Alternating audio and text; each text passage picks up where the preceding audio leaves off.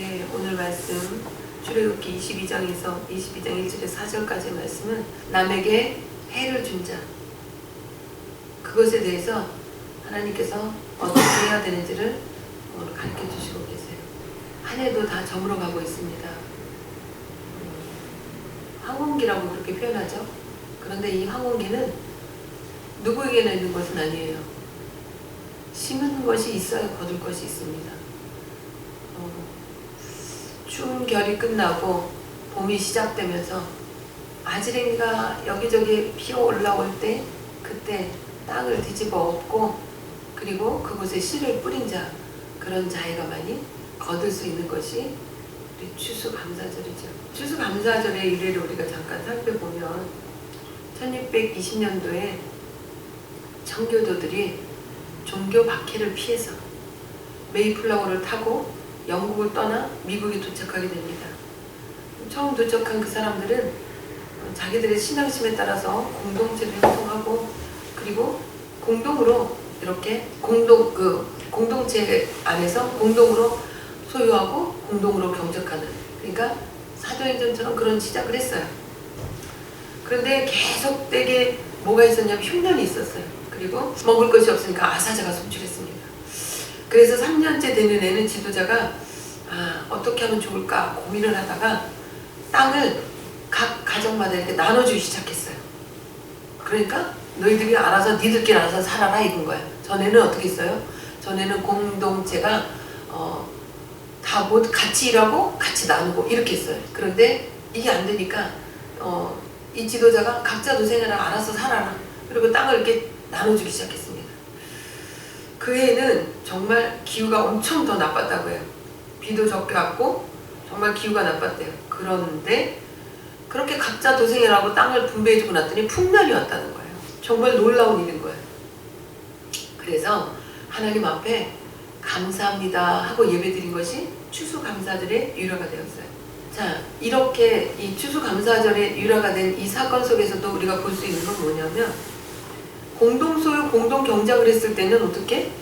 더 많은 힘이 이렇게 균형 있게 나가니까 더 잘 될 것 같은데 더 안 되더라는 거예요. 그런데 각 가정으로 나눠주고 나서 됐어요. 공동소유, 경작을 했을 때 그 당시 상황을 그 윌리엄 브래드포드라고 하는 사람이 지도자였는데 이 사람이 일기를 써놓은 것을 발견했어요. 그 사람이 이렇게 얘기합니다. 노동과 봉사에 적합하고 능력 있는 청년들을 볼 수 없이 다른 남자의 아내와 자녀들을 위해 일하는데 시간과 힘을 쓰는 것은 부당하다고 비난했다. 신체적으로 강한 사람들이 자신의 4분의 1 정도만 일할 수 있는 사람보다 더 많은 음식과 옷을 배출받지 못하자 부당하다고 생각했다. 나이가 많은 사람들은 많은 사람과 똑같이, 젊은 사람과 똑같이 노동하고 똑같이 음식과 옷을 배급받는 것에 대해 무례한 일이라고 분개했다.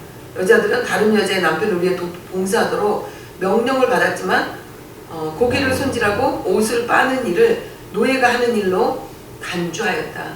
이게 무슨 말이에요? 자기하고 직접적인 연관이 없는 일에 대해서 공평하게 되는 것에 대해서 분개했다는 거예요.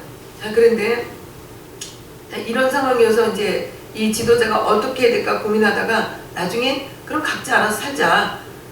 왜요? 지도자도 너무 힘든 거야. 그러니까 말씀의 사도행전처럼 이렇게 공동 분배가 일어나길 원했지만 그것이 한계가 있더라는 거예요. 그래서 결국은 그렇게 나눴더니, 자, 그 다음 일기는 이렇게 썼습니다. 토지 배분은 매우 성공적이었습니다. 그것은 모든 선을 매우 부지런하게 만들었기 때문에 훨씬 더 많은 옥수수를 심었습니다. 여자들은 이제 기꺼이 그들의 어린 아이들도 데리고 밭으로 가서 옥수수를 깠습니다. 만약에 예전에 그들에게 그렇게 강요했다면 온 폭정과 억압으로 여겨졌을 것입니다. 그리고 그가 이 공동소유 공동공작의 허구에 대해서 이렇게 얘기하고 있습니다. 우리의 경험은 재산을 빼앗고 공동의 부를 추구하면 행복하고 번성하게 될 것이라고 하나님보다 더 지혜로울 것처럼 주장한 플라톤의 화용심과 자만심을 충분히 확인시켜 주었습니다. 공동소유, 공동경작, 공동체는 지금까지 혼란과 불만만 남기고 우리에게 이익과 안락함을 가져다 줄 수 있는 많은 작업을 지연시키는 것으로 밝혀졌습니다. 누구도 인간이 타락했고 저주받았다고 문제를 제기하지 마세요. 제가 대답합니다. 하나님은 모든 인간이 그 속에 부패함을 가지고 있는 것을 보시고 지혜롭게 인간들에게 합당한 다른 행로를 알려주셨습니다. 여러분, 이 이야기를 들으면서 무슨 생각이 드십니까? 지금도 공동소유, 공동경자, 공동 이 얘기를 하는 곳이 북에 있죠. 자, 이 사람들은 인권이라는 것을 열심히 얘기하는데 한 사람의 인권도 책임질 수 없는 것이 그들의 국가입니다. 2600명의 탈북민 그 사람을 데리고 가면 어떻게 되는 것을 탈북해서 남한에 정착한 사람들은 너무나 잘 알아요. 그래서 그 사람들은 울면서 호소를 합니다. 온 세계에 2600명을 살려달라고. 이렇게 추수감사절의 의례를 살펴보면서 우리가 잠깐 이 부분을 살펴봤는데 1602년에 나온 이 메이플라워, 이들이 3년 동안의 공동경쟁을 했지만 실패했다. 그러나 각자 분배를 하고 나니까 하나님 앞에서 그들이 더 열심히 나아가더라. 이 얘기를 들었습니다. 하나님은 우리 한 사람 한 사람이 이 땅에서 살아갈 동안에 필요한 것들을 공급하시고 또 그리고 그 사람이 어떻게 하느냐에 따라서 어떻게 살아가느냐에 따라서 필요한 것들을 주세요. 그래서 우리 한 사람 한 사람에게 뭐라 그래요? 심으라고, 그리고 거두겠다고, 내가 약속한다고 그렇게 얘기하세요. 그런데 사람들이 심는 방법이 참 여러 가지예요. 여러 가지로 심어요. 행동으로 심는 사람 있고 말로 심는 사람 있고 그리고 정말 필요한 지식들을 위해서 시간을 투자하는 사람 있고 그래요. 오늘 본문 말씀을 보시면 자, 배상에 대한 이야기가 나와요. 배상에 대한 이야기는 소유가 각자에게 주어져 있는데 그 소유가 나보다 낫다라는 생각을 갖고 그 사람 것을 한 번 보고 두 번 보고 세 번 보고 자꾸 보고 싶어지고 그 다음엔 어떻게? 그것을 내 것으로 만들어 보고 싶은 그런 탐욕이 생긴 거죠. 그래서 욕심이 생기다 보니까 어떻게 해요? 그 욕심으로 인해서 결국은 행동에 옮기게 됩니다. 행동에 옮기게 된 그 사람에 대해서 하나님이 어떻게 하라고 가르쳐 주시는 것이 오늘 본문의 내용이에요. 자, 사람이 소나 양을 도둑질하거나 잡아서 팔게 되면 그 소 하나에 소 5, 양 하나에 양 4수로 갚아라. 이렇게 얘기해요. 그러니까 이 얘기를 들을 때 어때요? 아유, 정말 안 되겠구나. 내가 이걸 하면 큰일 나겠구나. 이런 생각이 들 정도로 하나님이 법을 세게 매기세요. 지금 사형제도가 부활돼야 된다. 이런 얘기가 많이 여기저기서 일어나고 있어요. 사형제도가 없어진 게 왜 없어졌어요, 여러분? 인권이라는 거. 그 사람도 생명인데 생명을 존중해야 된다는 거. 이런 얘기 때문에 사형제도가 없어졌어요. 어느 나라인지는 지금 제 기억이 안 나는데 젊은 청년이 보육원을 하면서 어린 아이들에게 야동 포르노를 보여주고 그리고 그 아이들을 성추행해서 그 사람이 법원에서 판결이 어떻게 냈냐면 707년을 살아라 이렇게 선고가 떨어졌어요. 결국 그 사람 뭐야? 죽을 때까지 감옥에 살아라 이건 거예요. 자, 이렇게 자기가 한 행동에 대해서 책임을 지도록 하는 것이 그것이 하나님의 법칙입니다. 도둑이 뚫고 들어오는 것을 보고 그를 쳐 죽이면 피 흘린 죄가 없으나 해도지면 피 흘린 죄가 있으리니 도둑은 반드시 배상할 것이고 배상할 것이 없으면 그 몸을 팔아 그 도둑질한 것을 배상할 것이요.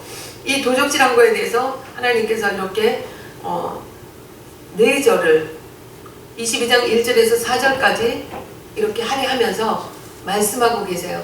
어떻게 해야 되는 것을. 우리가 뭐 없으면 그렇게 할 수도 있지 라고 생각하실 수 있어요. 어느 나라는 지금 100불 정도? 그 정도의 도둑질 하는 거는 그냥 인정해주는 그런 상황이 돼버렸대요. 왜? 너무나도 도둑질이 많으니까. 이렇게 되면 힘없는 사람들은 정말 살 수가 없는 세상이 돼요. 약탈당하고 불법이 성행하는 그 속에서 어떻게 살아가겠습니까? 네, 이런 가운데서 우리가 하나님 앞에서 살펴볼 것은 무엇이냐? 도둑질하는 사람들의 마음을 좀 살펴봤으면 좋겠습니다. 도둑질하는 사람들은 왜 다른 것을 도둑질할까요? 왜 그럴까요? 그 사람의 만족이 없어서 그럽니다. 만족. 만족할 수가 있어야지. 내가 갖고 있는 게 없는데 만족할 수가 있어야지. 다른 사람은 소가 2마리 3마리 막 이렇게 많은데 나는 하나도 없잖아. 이게 어떻게 보면 이론적으로 맞는 것 같기도 해요. 그러면 하나님 앞에서 우리가 그런 행위를 하는 것이 정당한가요? 하나님 그 부분에 대해서 아니라고 얘기합니다. 여러분, 그 사람은 소가 셋이고 나는 소가 하나가 없더라도 하나님이 내게 지금 공평하게 주신 것이 있어요. 그 사람과 나에게. 공평하게 뭘 공평해? 저 사람은 키가 크고 힘이 센데 나는 힘도 없단 말이야. 이렇게 얘기할 수 있어요. 그래도 하나님이 우리에게 공평하게 주신 것이 있습니다. 무엇을 공평하게 주셨을까요? 뭘까요? 여러분, 우리에게 공평하게 주어진 게 뭘까요? 졸음일까요? 뭘까요? 시간입니다. 하나님은 우리에게 시간을 공평하게 주셨습니다. 그 시간 속에서 내가 어떻게 심느냐에 따라서 내 삶의 경로가 완전히 틀려지고 거두는 것도 완전히 틀려져요. 이 도적질한 이 사람이 시간이라고 주어진 그 시간을 속에서 저 사람은 소가 4씩이나 있네? 그러면 저기서 내가 하나를 몰래 빼서 내가 도망을 치면 나를 못 잡을 거야. 이 생각을 계속 심어요. 그럼 이 사람은 그것을 어떻게 행동에 옮기게 되는 거예요. 행동에 옮기게 되면 이것이 남말은 새가 듣고 반말은 쥐가 듣는다고 비밀이 어디 있습니까? 하나님 앞에서 비밀은 없습니다. 모든 것이 나를 안 보는 그 깜깜한 새벽이라도 하나님은 나를 보고 계시고 사단도 나를 보고 있습니다. 사단도 나를 보고 있고 하나님도 나를 보고 계십니다. 어디에 숨길 데가 있습니까? 우리는 숨길 데가 없습니다. 만약에 그 사람이 그 시간에 그 생각을 다른 생각으로 고쳐 먹었으면 어떻게 됐을까요? 소가 비싸지만 내게 주어진 이 시간 속에서 내가 열심히 일해서 소를 하나 사자. 이렇게 마음을 먹고 움직였다면 어떻게 됐을까요? 그 사람은 그런 엉뚱한 행동, 하나님 보시기에 악한 행동, 사단이 좋아하는 행동 하지 않았겠죠. 이런 사람들을 향해서 하나님은 우리에게 가르치시는 것이 무엇입니까? 자족하기를 배우라고 가르치십니다.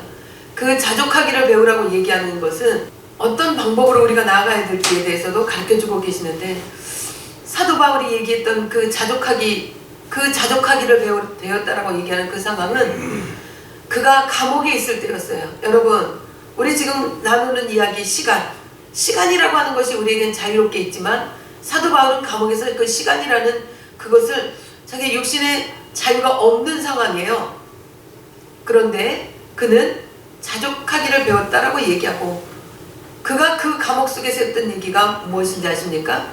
항상 기뻐하라, 쉬지 말고 기도해라, 범사에 감사해라, 이 얘기를 하고 있습니다. 항상 기뻐하고 쉬지 말고 기도하고 범사에 감사하는 것, 이것이 하나님의 뜻인 것을 그가 감옥에서 깨달았다는 거예요. 그래서 항상 기뻐하고 쉬지 말고 기도하고 범사에 감사하라, 이는 그리스도 예수 안에서 너희를 향하신 하나님의 뜻이, 이렇게 우리에게 가르치고 있습니다. 우리가 자족하는 것이 없다는 것은 무엇입니까? 내가 내 안에 무언가 원하는 게 생겼다라는 거예요. 내가 원하는 게 생긴 그것으로 인해서 내 머릿속에 5만 가지 생각이 돌아가고 있다는 거예요. 컴퓨터가 돌아가고 있다는 거예요. 이 컴퓨터가 돌아가고 있는 이 상황 속에서 내가 이건 아니야 라고 잘라줄 수 있는 그게 있어야 돼요. 그런데 그 잘라주지를 못합니다. 그것이 뭐예요? 하와의 마지막 선택입니다. 하와에게도 5만 가지 생각이 왔다 갔다 했어요. 5만 가지 생각이 왔다 갔다 했을 때 그 생각을 하나하나 거꾸로 하나하나 끊어서 들어갔더라면 그는 선악과를 따먹지 않았을 거예요. 보암직도 하고 먹음직도 하고.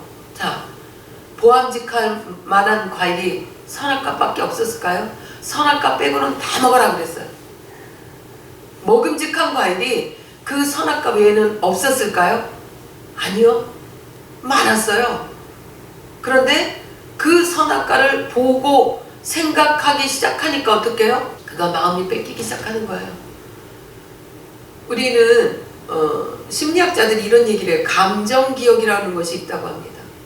감정. 우리가 감정 속에서 좋았던 감정을 끄집어내서 그것을 반복을 하면 그 사람은 행복한 거예요. 그런데 사람이 어떻게 행복한 기억만 있을 수 있겠어요? 속상한 행복한 기억도 있을 수 있고 불행한 기억도 있을 수 있는 거야. 그런데 그 불행한 기억만 붙잡고 있는 사람도 있어요. 그 사람은 어떻게 해요? 그 사람은 그 삶이 행복하다라고 생각하는 게 아니라 불행 쪽으로 갑니다. 몇 해 전에도 한번 말씀드린 것 같은데, 하나님이 그 한 집에 가정예배를 드려주라 해서 3일 가정예배를 드리러 갔습니다. 첫날은 가서 가정예배를 드리는데 하나님 주신 말씀을 가지고 예배를 잘 드렸고 은혜 가운데 하나님께서 예배를 마치게 하셨어요. 둘째 날은 예배를 드리러 갔는데 찬양을 부르면 찬양이 이렇게 하나님이 받으시는구나 하는 만큼 이렇게 하늘로 쭉 올라가야 되는데, 이렇게 쭉 올라가다가 천장도 가기 전에 이렇게 뭐가 이렇게 올라가다가 무거워서 이게 툭 떨어지는 느낌인 거예요. 그러니까 찬양이 올라가지 않고 쭉 올라가다가 푹 떨어지고, 이게 몇 장을 부르는데 계속 그러더라고요. 그래서 제가 찬양을 드리고 기도를 하면서 물어봤어요. 속으로, 하나님 어떻게 할까요? 왜 그럴까요? 뭐 하죠? 어떻게 하죠? 그런데 하나님은 느닷없이 앨범을 봐라 그러시더라고요. 그래서 그냥 그 집 주인에게 그랬어요. 하나님이 앨범을 보라고 하시네요. 나 앨범 좀 보여줄래요? 그랬더니 앨범을 한 3번인가 들고 나왔더라고요.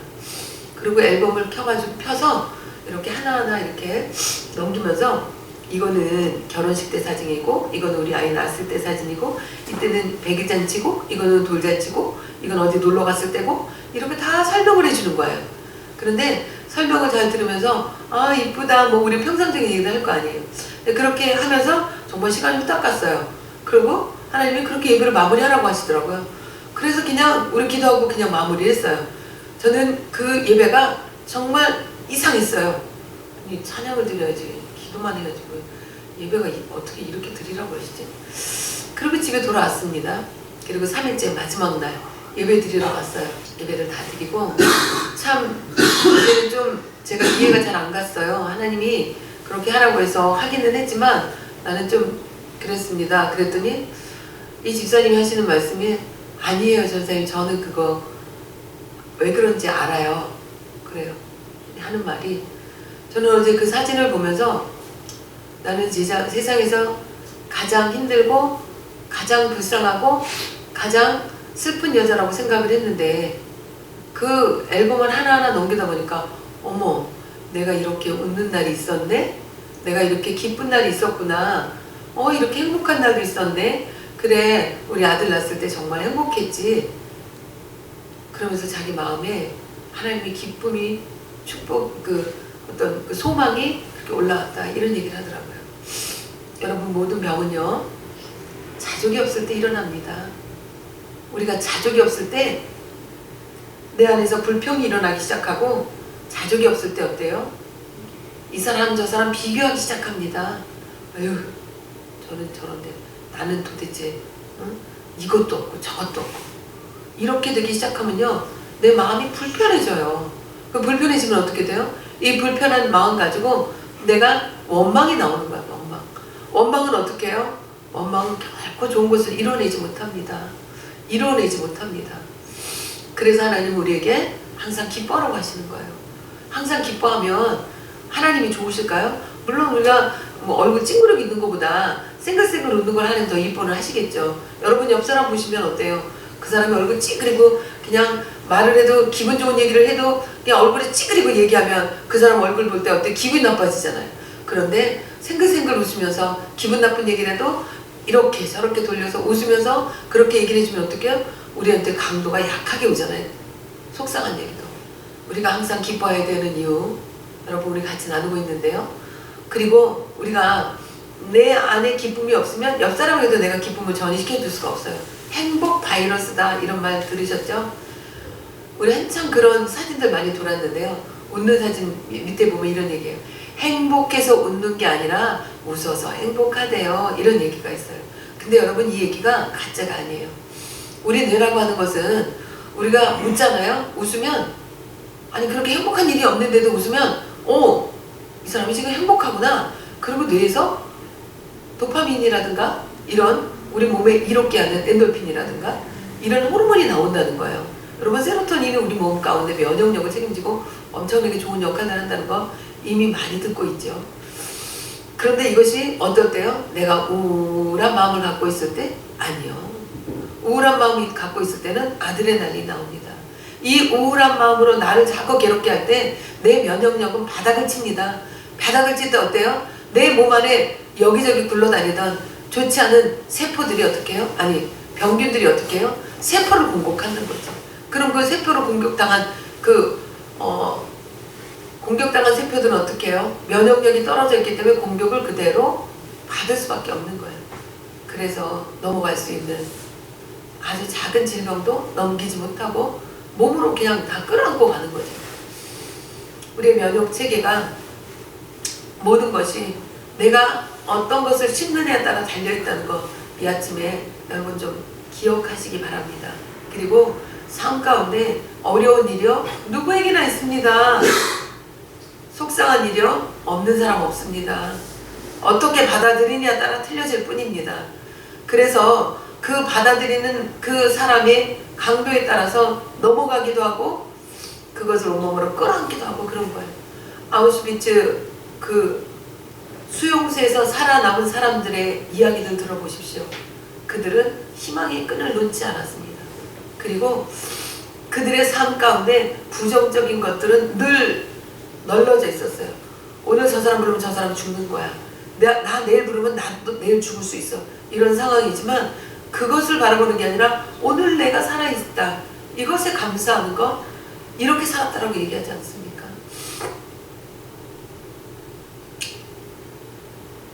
우리가 이 땅에 살아있는 시간은 누구에나 공평하게 주어집니다. 오늘 추수감사절을 통해서 여러분에게 말씀드리고 싶은 것은 이 도적질하는 이 한 사람 그 마음 가운데 나는 저게 없어, 나는 저 사람보다 못해 라는 그 생각으로 이 사람의 인생의 질이 바닥을 쳤다는 것을 우리가 나눕니다. 그럼 우리 어떻게 될까요? 여러분의 앞으로 남은 인생이 그 인생의 시간이 얼마큼 남았어요?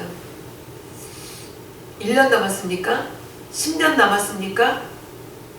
모르겠습니까? 모르는 게 정답이겠죠. 아무리 내 생각으로는 10년을 살 것 같아. 그런 사람도 내일 아침이 마지막일 수도 있는 거예요. 우리는 그 시간을 알 수가 없다고 성경은 기록하고 있습니다. 그건 마찬가지로 정말 우리는 모든 것을 알 수 없어요. 그렇기 때문에 나는 지금 이 시간에 더 잘 심어야 되는 거예요. 지금이 마지막이다라는 생각으로. 그렇다고 한다면 슬픈 일 때문에, 마음 아픈 일 때문에 내 생각을 뺏기고 거기에 모든 것을 몰입하고 내가 시간을 다 허비해야 될까요? 그럼 너무 억울하잖아. 아, 이게 더 기뻐한 일이었는데 내가 이걸 놓쳤구나. 그럼 놓친 거지. 그것은 내가 다시 돌이킬 수 없는 시간이 돼버린 거야. 오늘도 우리에게는 시간이라는 선물이 주어져 있습니다. 이 시간이라는 선물을 잘 활용해서 하나님 앞에 잘했다 칭찬받도록 우리가 결단하시기 바랍니다. 우리 서두에 같이 말씀 나눈 것처럼 미국 추수감사절은 추수에 대한 감사의 표현이었어요. 그럼 우리나라 추수감사절은 어떻게 됐을까요? 우리나라의 추수감사절 유래는 1904년에 제4회 조선 예수교 장로회 공의회에서 서경조 장로는 선교사들의 입국일을 기점으로 한국 기독교의 발전과 부흥에 감사하는 감사절을 지킬 것을 제안합니다. 근데 이 제안한 것이 긍정적으로 받아들여져서 이 부분을 검토한 조선 예수교 장로회 공의회는 1904년 11월 10일 선교 감사일로 지정했습니다. 그리고 10년이 지난 후 1914년 특정한 날짜를 지정한 것이 아니라 11월 둘째 주일이 지난 후 수요일을 선교 감사일로 지키자, 이렇게 결의를 하게 됩니다. 그런데 이 수요일을 계속 지키던 선교 감사일이 1921년 조선 장로회와 조선 감리회가 연합협의회를 열어 추수 감사일로 변경되었고 대부분의 한국교회가 이것을 받아들이게 됩니다. 그래서 선교 감사일은 추수 감사일로 바뀌게 되었습니다. 하지만 대부분의 교회 행정이나 사역이 수요일보다는 주일날 이루어지기 때문에 시간이 지나면서 추수감사일은 수요일이 아닌 11월 셋째 주일로 지키자, 이렇게 자연스럽게 11월 셋째 주일로 정착하게 됐고, 그래서 추수감사일이 추수감사절이라는 명칭을 갖게 되었습니다. 이 내용은 국민일보 2018년 11월 15일에 나온 국민일보에 기재된 내용이에요. 이 부분을 읽으면서도 저는 참 하나님이 한국에 다른 나라고 다른 하나님의 기대가 있으시구나, 그것을 다시 느꼈어요. 미국도 그들이 첫 열매를 거두어서 그것을 하나님께 감사로 추수감사절로 드렸죠. 그런데 이것은 육적인 것이었습니다. 그런데 한국은 어땠어요? 영적인 것. 뭐예요? 선교사를 파송하고 그 선교사를 기준으로 해서 추수감사 예배를 드리기로 시작했고, 그것이 대한민국의 추수감사절의 유래가 되었다라는 거예요. 그러니까 대한민국은 태초로부터 지금까지 선교하는 한국으로 하나님이 택하셨구나, 이것을 다시 한번 확인할 수 있는 그런 맥락인 것 같습니다. 하나님은 우리 대한민국을 통해서 저 북을 넘어 이스라엘로 서진해서 정말 땅끝까지 복음되는 그 역사를 이루어낼 것을 기획하고 있습니다. 그 일에 여러분과 제가 해야 될 것은 무엇일까요? 기도로, 물질로 심는 것입니다. 그리고 행동으로 심는 것입니다. 하나님은 이 시간에도 그 한 사람을 찾으십니다. 여러분, 오늘 추수감사 주일 예배를 통해서 여러분 안에 하나님의 그 열정이 심겨지기를 바랍니다. 그리고 주님 오실 날 정말 가까이 왔습니다. 그 주님 오실 그 발자국 소리를 들을 수 있는 여러분 다 되시고, 영혼육의 강건함으로 하나님의 그 선교의 여정에 함께하는 여러분과 제가 되기를 예수 그리스도의 이름으로 축원합니다. 기도합니다. 좋으신 아버지 하나님, 우리가 추수감사 예배로 하나님께 예배드리며, 이 추수감사 예배를 통해서 우리에게 주어진 것이 시간, 이 시간을 통해서 하나님이 모두에게 공평하게 나눠주신 것들이 있다는 것을 같이 나눴습니다. 하나님, 우리 모두가 하나님 앞에서 감사하고 기도하며 나아갈 수 있게 도와주셔서 항상 기뻐할 수 있는 삶을 살아갈 수 있도록, 하나님의 그 큰 뜻을 이뤄내 쓰는 자가 될 수 있도록 우리를 주장하시고 축복하여 주옵소서. 예수 그리스도로 감사하며 간절히 기도하옵나이다.